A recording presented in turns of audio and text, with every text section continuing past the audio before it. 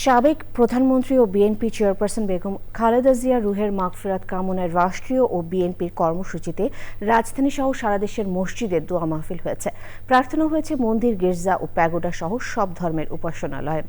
মায়ের জন্য দোয়ায় গুলশান আজাদ মসজিদে অংশ নেন বিএনপির ভারপ্রাপ্ত চেয়ারম্যান তারেক রহমান। নাজিব বেগের রিপোর্ট।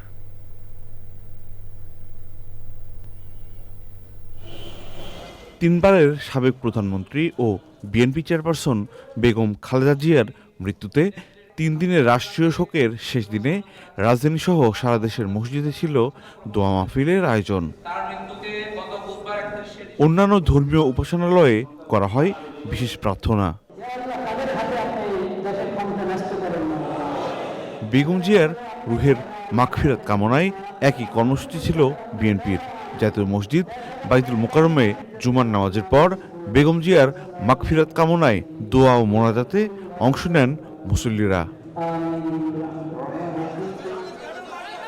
গুলশান আজাদ মসজিদে দোয়া মাহফিলে অংশ নেন বিএনপির ভারপ্রাপ্ত চেয়ারম্যান তারেক রহমান, ছিলেন দলের মহাসচিব সহ কেন্দ্রীয় নেতারা।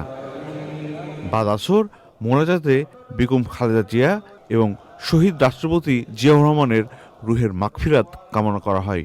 কল্যাণ কামনা করা হয় বাংলাদেশের জনগণ সহ বিশ্ব মানবতার।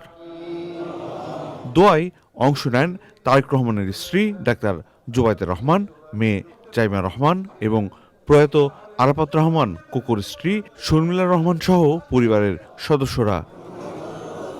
বেগম খালেদা জিয়ার আত্মার শান্তি কামনায় বিশেষ প্রার্থনার আয়োজন করা হয় রাজধানীর ঢাকেশ্বরী মন্দিরে।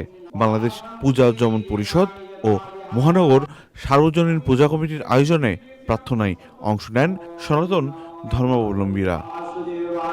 বিভিন্ন চার্চ ও প্যাগোডায় সাবেক প্রধানমন্ত্রী বেগম জিয়ার জন্য বিশেষ প্রার্থনার আয়োজন ছিল। নাজিব বেগ, চ্যানেল আই, ঢাকা।